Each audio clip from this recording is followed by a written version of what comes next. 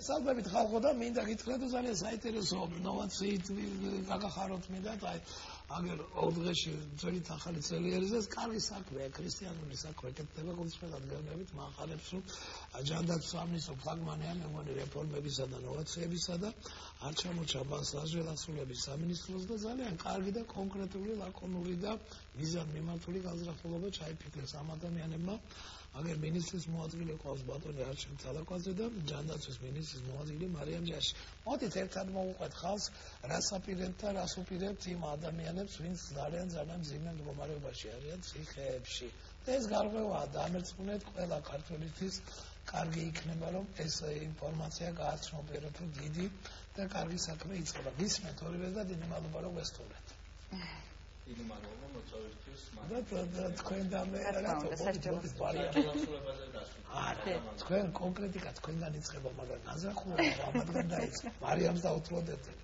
დიდი მადლობა, პირველ რიგში დიდი მადლობა მოწვევისთვის, რადგან ნამდვილად მარიამ პატევსად გეუბნები ძალიან მომწონს თქვენი მინისტრი. მის ინიციატივა იყო, მე მახსოვს ეს ჯერ კიდევ წლის დასაწყისში რომ გავაიაფებთ პრეპარატებს C-ჰეპატიტის წინააღმდეგ ბრძოლის შედეგი არის ფანტასტიკური. იდეა თქვენგან დაიწყო. უნდა უკარგავთ ჩვენი კარგი ისტორია სამყაროს. ხო თქვენგან დაიწყო. სიმართლეს ვთქვათ, იდეა დაიწყო სასჯელასრულებიდან, როდესაც ისინი გახდნენ კატალიზატორები რეალურად ამ პროცესისა.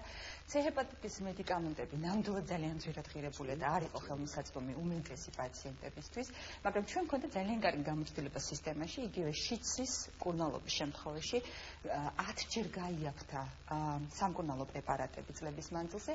პრეცედენტი არსებობდა, არსებობდა პრეცედენტი არა მარტო საქართველოს, არამედ რეგიონში კონკრეტულად უკვე C-ჰეპატიტის სამკურნალო მედიკამენტებზე და როდესაც გაჩნდა ასე ვთქვათ ინიციატივა სასჯელასრულების სისტემაში რომ დაწყებულიყო პატიმრებისთვის სამკურნალო პროგრამა, რა თქმა უნდა ეს იყო რისკთან დაკავშირებული იმ კუთხით რომ ჩვენ საპირწონე ინიციატივა უნდა დაგვედო სამოქალაქო სექტორში ზოგადად პაციენტებისთვის და სწორედ ეს იყო ნამდვილად ერთობლივი მუშაობის შედეგი, ერთი წლის წინ გაჟღერებული ინიციატივა დღეს უკვე ხელმოწერილია და დღეს ჩვენ თანამედროვე შეგვიძლია ვთქვათ რომ ევროპის რეგიონში ხდებით წამყვანი, ანუ ლიდერი ქვეყანა C-ჰეპატიტის სამკურნალო მედიკამენტების ფასის მიხედვით, ყველაზე დაბალ ფასს უზრუნველყოფთ პაციენტებისთვის და ეს მიღწევა, ეს ერთიანი შედეგი იყო სწორედ სასჯელასრულებასთან ერთად მიღწეული მთავრობის უდიდესი ძალისხმევით პრემიერ-მინისტრების უშუალოდ ჩართით ბატონი ბიზნეს და ბატონი ირაკლის მხარდაჭერა იყო უდიდესი მინისტრების დონეზე მიმდინარე, ასე ვთქვათ, კონსულტაციები და ჩვენთან ერთად ძალიან აქტიურად თანამშრომლობდნენ სოროსის ფონდი, საერთაშორისო და ადგილობრივი ექსპერტები, ინფექციონისტები და ასევე პაციენტთა ჯგუფები. ეს იყო ნამდვილად მაგალითი იმ წარმატებული თანამშრომლობისა, რაც შეიძლება შედგეს მთავრობასა და არასამთავრობო ორგანიზაციებში. მახარებს მართლა გეუბნებით, მე აქ ყავდა ახალი წლის წინადღებში თქვენი მინისტრი და მან ეს ბრძანა და მე მიხარია რომ 60% გაიაფთებაო ეს სამალეო და ეს სხვაჩვენს ახლა გამახსენდა თქვენ რომ ესე ვთქვათ მართლა ლოგიკურადაც სწორედ ეს კრედიტ მე მახსოვს უბარი როდის ამბობდა რომ პირველ რიგში C-ჰეპატიტს უნდა დაუწყოთ და ბრძოლაო და აი მე მსიამოვნებს არჩილ რომ 10,000 პატიმარზე აპირებთ ახლა ამ პროექტის განხორციელებას. ჯერეთი აი რატომ მარტო ახლა მე ვიცი ინფორმაცია მაქვს და 1000-გან რომ შემდგომში 10,000 აი გარეთ ვინც არის სამოქალაქო პირებს რატომ ივნისში და რატომ ეთქავი არა და აი მოდით ორივე ერთად ინფორმაცია მივაწოდოთ მაყურებლებს რა აი პირველ რიგში პატიმრებით იწყებ და მე გადახათ ასე ვთქვათ თავისუფალ ადამიანებს რატომ და თი მესმის რომ პატიმრებს პირველ რიგში შეიძლება გისმენთ არჩევ პირველ რიგში მინდა მივუღო ჩვენს ქვეყანას დღეიდან მას აქვს ახალი ფასი რეგულირებული ინტერფერენციის მედიკამენტი რომელიც C-ჰეპატიტის ვირუსს კურნავს და ეს ახალი ფასი არის 92.8 $1,000 ერთ ფლაკონზე რომ შევადაროთ საცალო ფასი დღემდე თავისუფალ საქართველოში თავისუფალ ბაზარზე საფრთხე ქსელში დაახლოებით $250-360 და ეს არის მართლაც 60%-იანი შემცირება ფასის. ვინ შეამცირა ეს ფასი და როგორ მოხდა ამ ფასის შემცირება?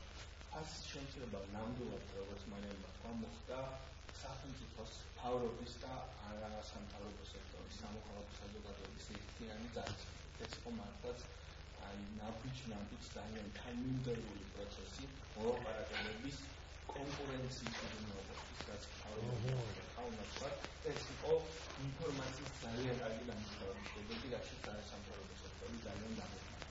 თვითონ პროგრამა შეიმუშავეს ქვეყნის წამყვანმა სპეციალისტებმა და მინდა მათ მადლობა უთხრა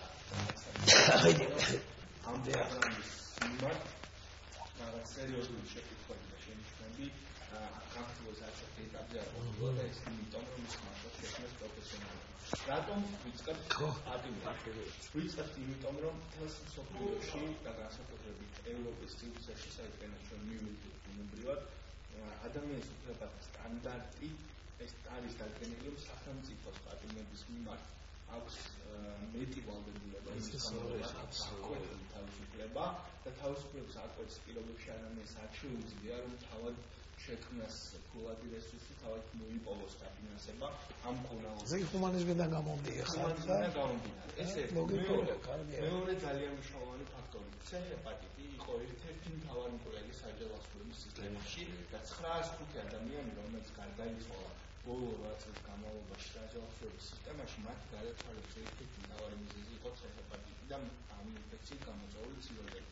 დღეს ამ პროგრამის დაწყებით საქართველოს ხელისუფლება გამოვიდა თავის მართლების რეჟიმიდან და ეს თავის მართლების რეჟიმი დამჯერებულ იყო ძალიან სერიოზული დისკომფორტით, როგორც ევროსასამართლოში, ასევე ადგილობრივ სასამართლოებში და ასევე ქუჩებში, თუნდაც იმ ადამიანების სახით ოჯახის წევრები, რომლებიც აპროტესტებდნენ პატიმრების ასეთ მდგომარეობას. არჩი გამარკვიეთ რა, მეგობრებო, დიპლომატიურად გულწრფელადგებლების სიამოვნებს და ესე კვალიფიციურად აფასებთ აი ამ ჰუმანურ აქტს. ეს C-ჰეპატიტი აი ამ 900-მდე პატიმრს იქ შეეყარა თუ ისე შევიდნენ. ეს საქმე არსებობს. ეს არის ცნობი, იქ შეეყარა არა, რადგან პრობლემის მოგვარებით ერთ წამით რა, ერთ წამით პაუზა ავიღოთ თქვენი ისა. მოდით ქალბატონო მარინა შევეკითხებით თქვენი ელემენტი დაჟდა. აი მარინა, რატო არა გვაქვს სტატისტიკა ამისი? ციხეები ახლა სწორია არჩილი ჰუმანური ისა, რადგან ესეთ გადადა თავისუფლება აკეთებები არიან, სახელმწიფო ვალდებულია პირველ რიგში მათზე იზრუნოს, მაგრამ აქ ერთი რაღაცა, თუ იქ შეეყარა, მათ ვალდებულია რომ სასწრაფოდ ონკოლოგია სტატისტიკა რატო არ არსებობს, ან როდესაც ციხეები შედიან, რატო არ შეიძლება რომ მათ ჩაუტარონ კვლევა და დაადგინონ რით შედიან ციხეში.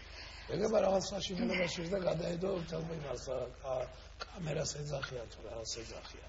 ზოგადად სტატისტიკური მონაცემების არსებობა დამოკიდებულია იმაზე, თუ რა ინფორმაციის მოგროვება ხდება სისტემატიურად. რადგანაც სასჯელოსროლების სისტემაში თავიდანვე არ ხდებოდა პატიმრების სკრინინგი და მათი ესე თქვა ტესტირება, შესაბამისად არ არსებობს ეს მონაცემები. ჩვენ გვაქვს მხოლოდ საქართველოს მასშტაბით გვაქვს